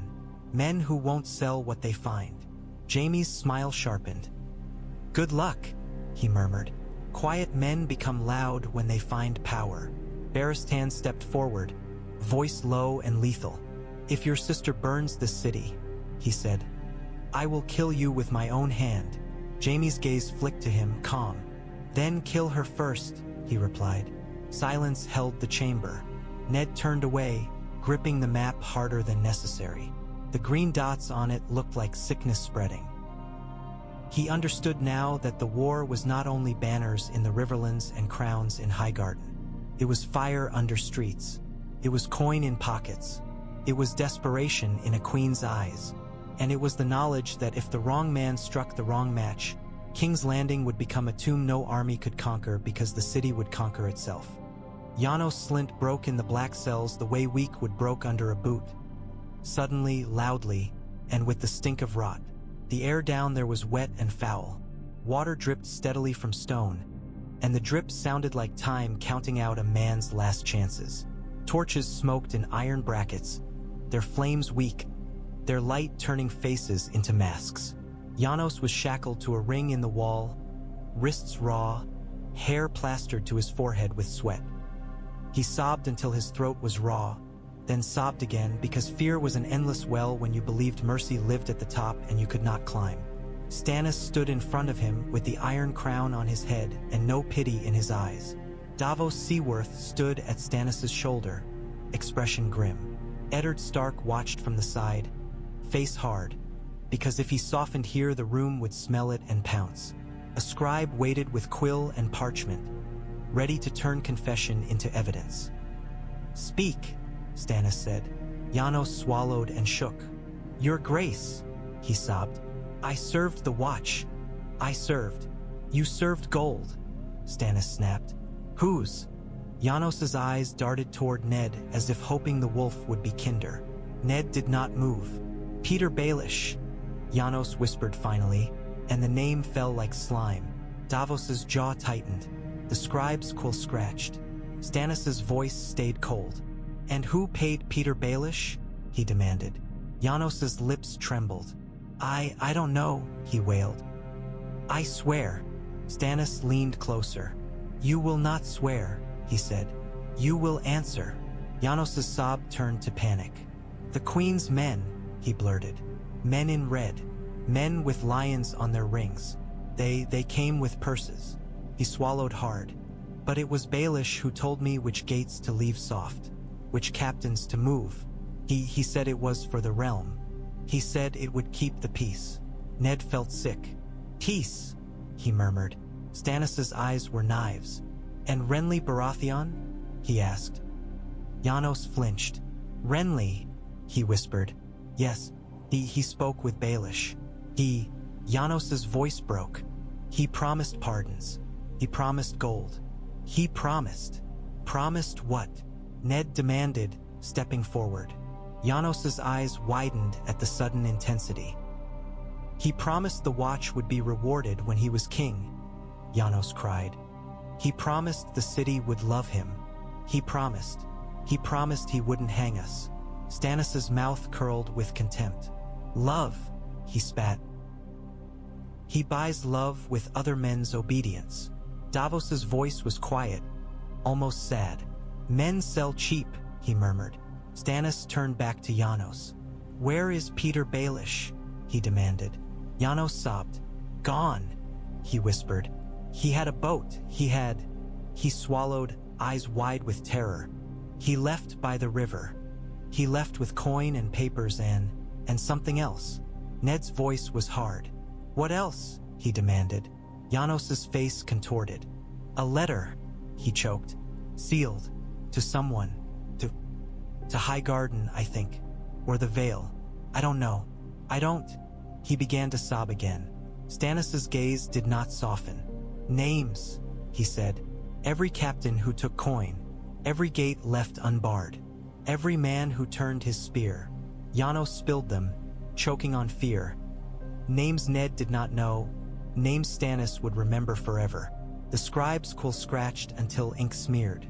When it was done, Stannis straightened. "You have served," he said to Janos, and the words made Janos sob in relief again, foolishly. Stannis's voice turned colder. "Now you die," he said. Janos froze, eyes bulging. "No," he croaked. "You said." "I said a cell until you spoke," Stannis replied. "You have spoken." He nodded toward the guards. Janos screamed as they dragged him up, chains rattling, promises dissolving. "I have children," he howled again. Ned's face did not change. He had learned in one night that mercy could be a rope too, one that hung the innocent when the guilty were spared too long. As the screams faded down the corridor, Davos exhaled slowly. "The city will fear you," he murmured to Stannis. Stannis's eyes were hard. Let it, he said. Fear is cleaner than chaos. Ned looked at the wet stone and thought of Catelyn's arms around Bran. Thought of Arya's fierce eyes. Thought of Sansa's trembling. Fear might be cleaner than chaos. But it was still poison if you fed it too long. If Stannis Baratheon could not charm the city, Ned Stark would feed it. They seized the grain carts at the Street of Flour before noon, moving hard and fast with northern men and a handful of gold cloaks Barristan trusted. Merchants screamed. Clerks protested. Men with fat fingers tried to hide ledgers. Ned did not listen to pleading. Hunger did not listen to pleading either. The grain was real. Sacks stacked high in warehouses behind locked doors, hoarded like treasure while children cried in alleyways. Ned felt rage rise in him, cold and righteous. This was not war's cruelty. This was greed's. Davos Seaworth directed the unloading with calm efficiency, shouting orders to workers as if he were loading a ship in a storm. Move, he barked. Fast, before the crowd decides to take it for themselves. Small folk gathered quickly, faces gaunt, eyes bright with hunger and suspicion. They pressed forward, hands outstretched. Mothers held infants with cheeks sunken. Old men leaned on sticks and stared at the sacks as if they might be mirages. Boys watched with eyes sharp enough to steal. Gold cloaks formed a line, spears angled outward. Their captain's face was pale. He had seen last night's riot. He knew how quickly a crowd became a beast. Ned rode his horse to the front and raised a hand. The gesture alone was not enough to quiet them. So he did something he hated. He used the crown's authority like a blade. By order of King Stannis Baratheon, Ned called, voice carrying over the crowd. Grain seized from hoarders will be distributed to the people. A murmur ran like wind through grass. Some faces brightened with hope. Others twisted with disbelief. A man shouted, "Stannis is a thief." Another voice shouted back, "Better a thief than a corpse." The crowd surged, pressed against spear points. Gold cloaks tightened. Davos's eyes sharpened. Ned lifted his voice again. "There will be bread," he said, and the words tasted strange in his mouth because he was a lord, not a baker, yet here bread was politics. "There will be order. There will be punishment for those who took gold to betray the crown." He let the next words strike like a hammer. "There will also be punishment for any man who steals from his neighbor. You will not riot for what you are being given." The crowd hissed. Hunger did not like being commanded. A woman near the front sobbed, holding a child limp with exhaustion. "My boy," she cried. "Please." Ned's throat tightened. He glanced at Davos. Davos nodded once and barked, "Bread, now." Workers tossed loaves from a cart, rough, dark bread, still warm from hurried ovens. The loaves arced into the crowd. Hands snatched. Fingers tore. Teeth sank in as if to confirm it was real. For a heartbeat, the street became something else. Not a battlefield, not a riot, but a feeding. Men chewed with eyes closed. Women cried with relief. Children clutched bread like treasure. Ned watched and felt something shift. Hunger was not just pain. Hunger was a weapon, and whoever controlled it controlled the city's mood. A merchant screamed again, protesting. Ned ignored him. "You hoarded while children starved," Ned muttered under his breath. "You deserve worse than losing coin." Davos stepped closer to Ned, voice low. "This buys you hours," he murmured. "Maybe a day." Ned's eyes stayed on the crowd. "We need weeks," he said. Davos's mouth tightened. "Then you need ships," he said. "Grain from the Reach, from the Vale. If Renly has High Garden, he can choke King's Landing without drawing a sword." Ned felt cold settle. Renly's rebellion was not only banners. It was supply. It was summer promised to a starving city. A shout rose from farther down the street. "Renly!" And another voice answered, "Stannis." The names collided like stones. Ned's jaw tightened. Bread could calm hunger, but it could not fill the whole love left in people who needed something to believe in. He watched a boy bite into bread and smile, and he thought grimly, that if he could keep that boy smiling long enough, perhaps the city would not explode again before they found Baelish, before they found the Wildfire, before Tywin's war reached the gates. Stannis would rule with law. Ned would keep the city alive long enough for law to matter. Cersei Lannister learned of Robert's death the way she learned everything. Not from a proclamation, but from a guard's eyes. He came to the cell door with a torch, his face tight, his posture too careful. Cersei watched him through the bars with calm that was not calm at all. It was a hand tightening around a throat. "Say it," she murmured, voice soft. The gold cloak swallowed. "He's gone," he whispered. "The king." Cersei exhaled slowly, as if releasing a breath she had held for years. For a heartbeat her eyes closed, not in grief, in relief sharpened by hatred. Joffrey surged forward, face bright with fever. "I am king," he hissed. Cersei opened her eyes and fixed them on him. "Not here," she murmured. "Not yet." Joffrey's hands clenched. "He's dead," he spat. "They can't." "They can," Cersei said, and her voice was a blade. "Stannis Baratheon wears a crown now. He will call himself lawful." She smiled faintly. "He will call you bastard in the same breath."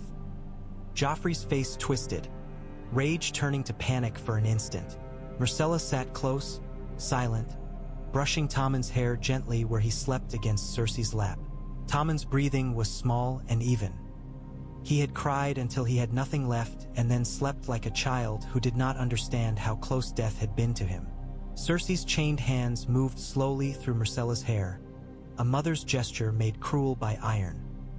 "Listen," she whispered to her daughter, not because Myrcella needed instruction, but because speaking the words steadied Cersei's own mind.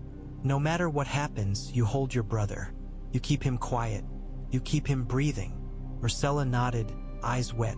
Sandor Clegane watched from near the wall, face carved from indifference. Yet Cersei saw the tension in his shoulders. The Hound was a man who smelled shifts in power like smoke. The guard at the door shifted, uneasy. Cersei tilted her head. "They will kill me now," she murmured. "Won't they?" The guard's eyes widened. "No," he stammered. They say trial. They say trial?" Cersei echoed, and her laugh was soft and venomous. "Lawful words for unlawful ends." Joffrey spat. "I'll kill them," he snarled. "I'll..." Cersei's gaze snapped to him. "You will survive," she said. "That is what you will do." Joffrey's jaw clenched. "How?" he hissed. Cersei turned her gaze back to the guard. "You," she murmured. "Do you like gold?" The guard swallowed. "Your grace." Cersei slid a coin through the bars with practiced ease, as if chains did not exist. The coin glinted in torchlight. The guard's hand closed around it like a starving man closing around bread. "More," Cersei whispered. "If you do exactly what I say." Sandor's ruined mouth twisted. "You'll get him killed," he muttered. Cersei glanced at him. "Men get themselves killed," she replied. "I simply offer them a reason." She leaned closer to the bars. "There is a woman," she whispered to the guard. "In the city. Clever one. She runs a brothel with girls who hear everything." Cersei's eyes glittered. "Find her. Tell her the queen pays for silence and for messages." She paused. "And find me the man who handles ships." The guard's eyes darted. "Ships?" he whispered. Cersei's smile sharpened. "If Stannis Baratheon thinks he can keep me in a box," she murmured, "he will learn boxes have seams." The guard nodded rapidly, fear and greed battling. "Yes," he whispered. "Yes." Joffrey leaned in, voice shaking with rage. "Tell grandfather," he hissed. "Tell him to burn this city." Cersei's eyes flashed. "Tywin will do what Tywin does," she said softly. "He will come with steel." Her voice lowered. "But we cannot wait for him. We must make the city itself our weapon." Sandor's voice was rough. "City weapons cut everyone," he muttered. Cersei's gaze slid to Tommen sleeping on her lap. For a heartbeat, something raw passed through her face. Fear, perhaps. for the child's soft breath. Then she buried it under steel. Then we make sure the cut falls where we choose, she whispered. Outside the cell, bells rang again. Inside, Cersei Lannister began to move her pieces with renewed urgency, because Robert's death had freed her from one cage, even as Stannis Baratheon tried to tighten another. And in a city built on hidden doors, a caged queen did not need to be free to be dangerous. Highgarden smelled like summer even in rain. The Reach did not know King's Landing stench. Its halls smelled of cut flowers and rich bread and wine poured too freely. Its stone was warm under torchlight. Its people smiled as if they had never watched a man die on a rope. Renly Baratheon stood in the great hall beneath green and gold banners and let the warmth wash over him like absolution. Mace Tyrell beamed as if he had just won a tournament rather than entered treason. Loras Tyrell stood close, face bright with fierce devotion, a knight in love with an idea as much as a man. Margaery Tyrell stepped forward with measured grace, eyes shining, her smile careful enough to be a weapon. Olenna Tyrell watched from her chair with eyes sharp enough to cut cloth, her mouth tight in a line that suggested she had lived through enough songs to know how they ended. A crown sat on Renly's head, gold, bright, beautiful. It looked like something made for him. That was the problem. The Reach Lords cheered, cups raised. "Renly!" they shouted. "Renly!" Their voices echoed through the hall like a chorus in a play where everyone knew the hero's lines. Renly lifted a hand, and the noise softened, obedient. His smile widened. "My lords," he called, voice warm. "King Robert Baratheon is dead." A murmur ran, not grief but opportunity. Death was sad. Death was also a door. Renly continued, voice smooth. "Stannis Baratheon claims the throne by ink and cold law," he said. "He would rule you with hangings and fear. He would take your sons for war and call it duty." Olenna's eyes narrowed slightly, amused. Renly's smile sharpened. "But the realm does not live on duty alone," he said.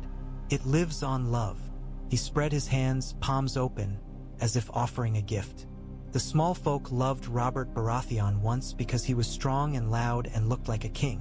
They will not love Stannis. They will fear him, and fear turns to hatred.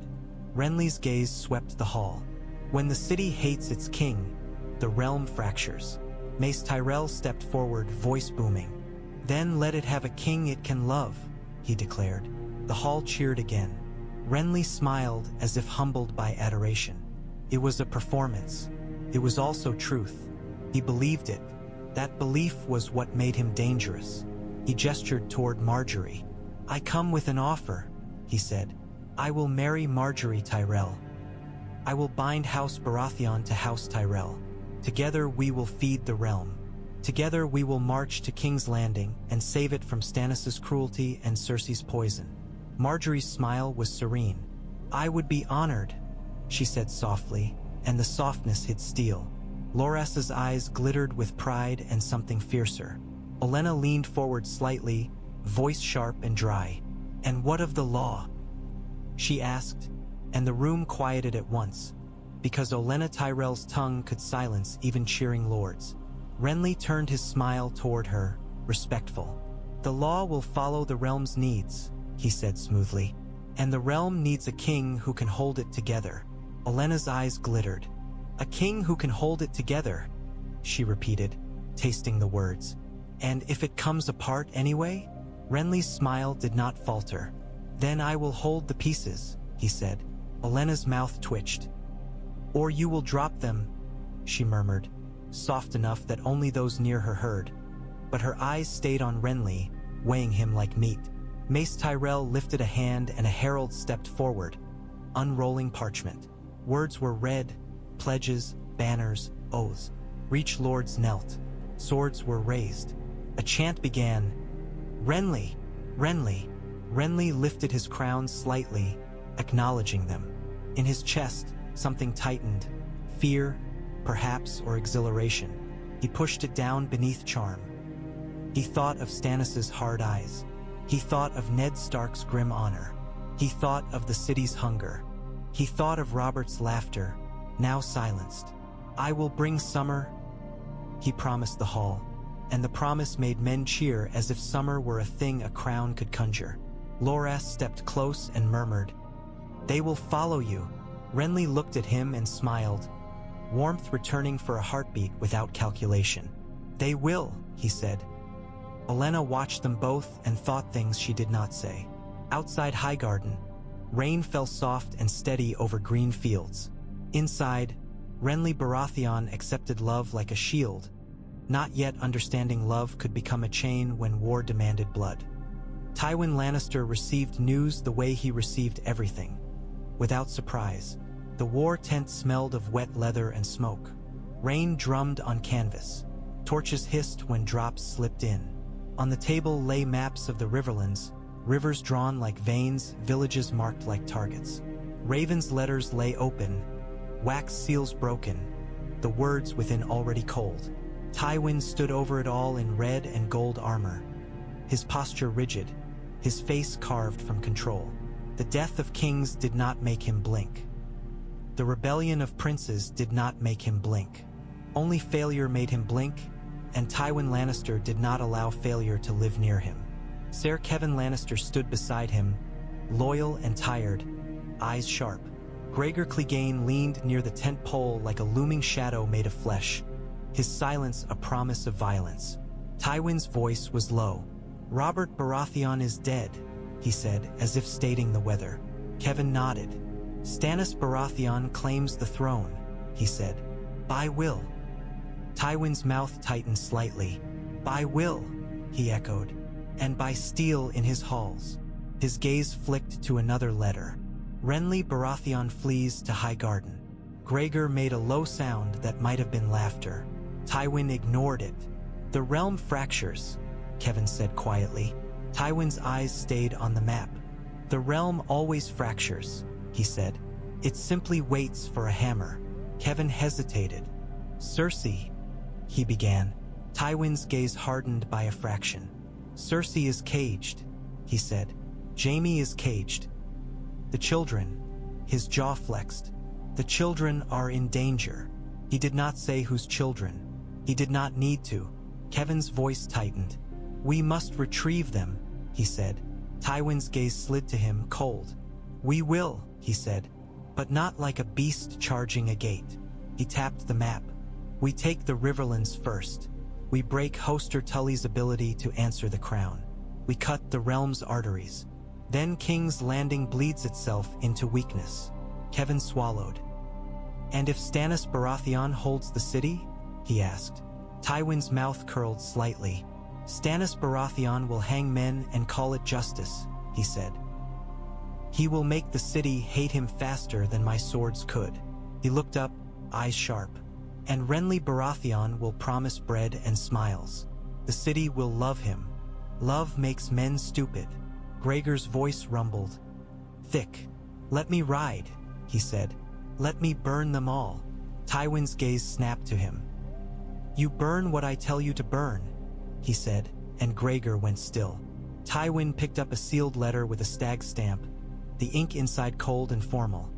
Stannis's demand that Tywin cease burning and present himself to the crown.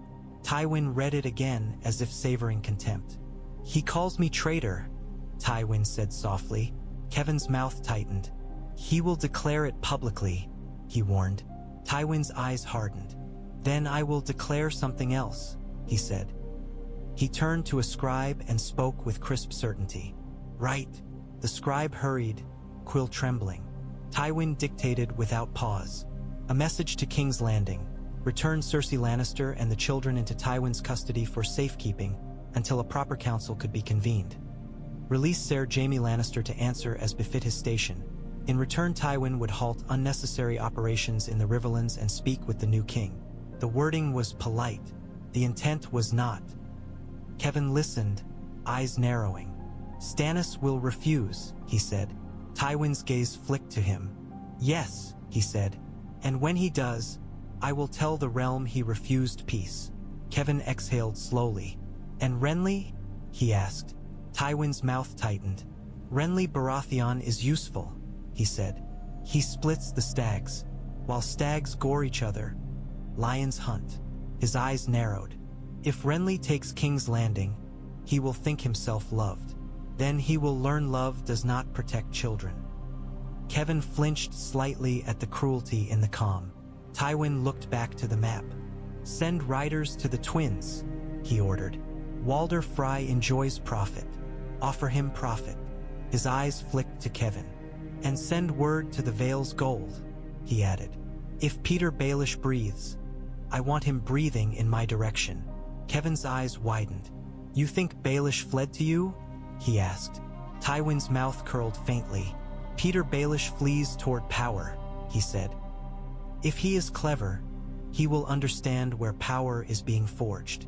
Outside the tent, rain fell, and somewhere a lion banner snapped in wind. The riverlands burned beyond the torchlight's edge, villages turning to smoke, men hanging like warnings. Tywin Lannister did not look away from the map.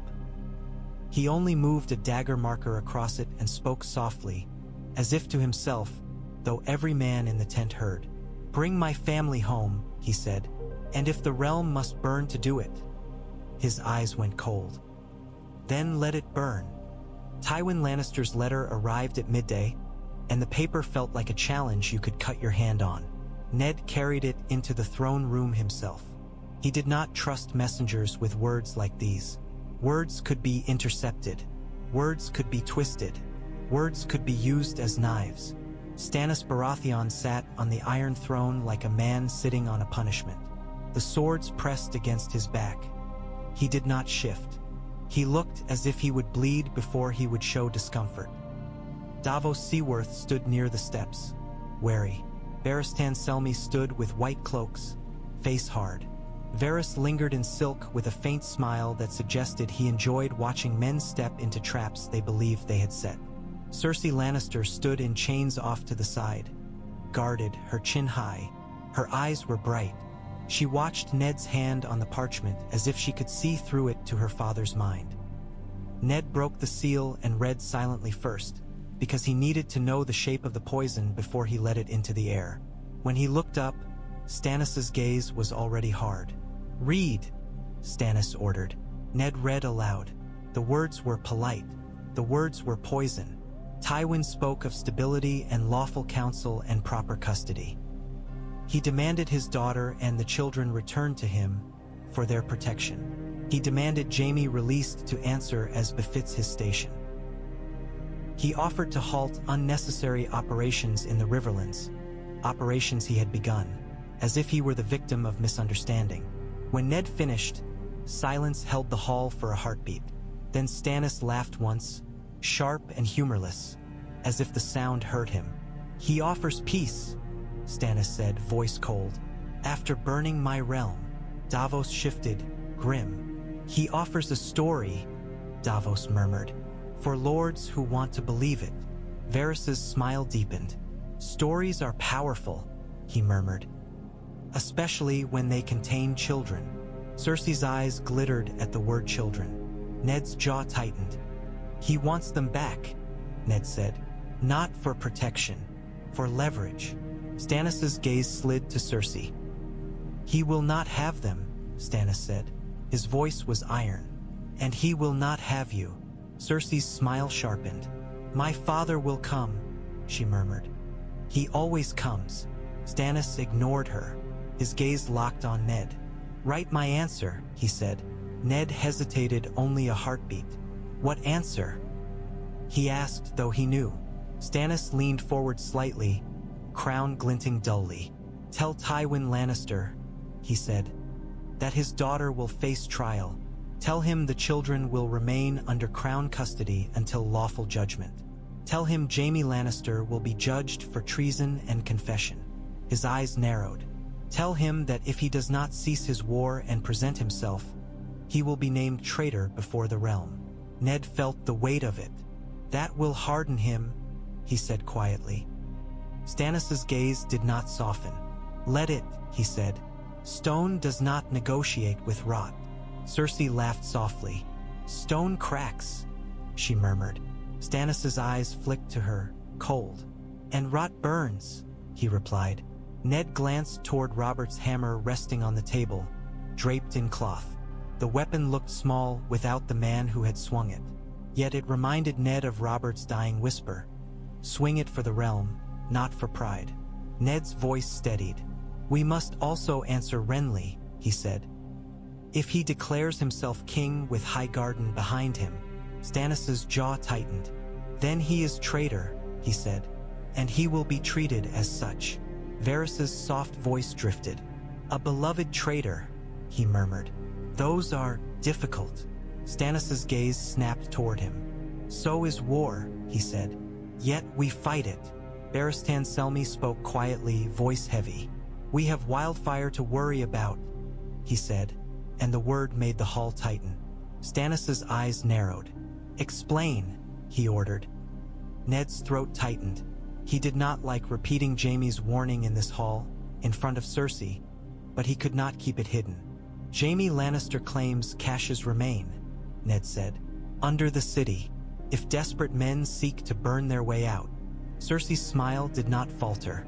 Desperate men, she murmured. Or desperate kings? Stannis ignored her. His gaze turned harder. Then we find it, he said, and we seize it. He looked at Davos. Send men to the Alchemists' Guild. Put them under crown control. Davos nodded, grim. Ned felt the pieces stacking. Tywin in the west, Renly in the south, Wildfire under the city. Baelish vanished. The watch purged but still trembling. The people fed for a day but hungry again tomorrow. Stannis lifted his chin. We will hold, he said, voice cold enough to freeze doubt. We will hold the city. We will hold the realm. We will hold the law. Cersei's eyes glittered with cruel amusement. She leaned slightly toward Ned and whispered, soft enough that only he heard.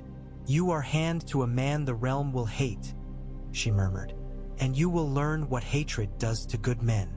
Ned did not look at her. He looked at Stannis on the Iron Throne and felt the truth settle like iron on his shoulders. Holding was not winning. Holding was simply refusing to fall long enough to strike back. And the strikes to come would be against lions, against stags, and against the city itself. Because King's Landing was not a place that obeyed law. It was a place that demanded sacrifice.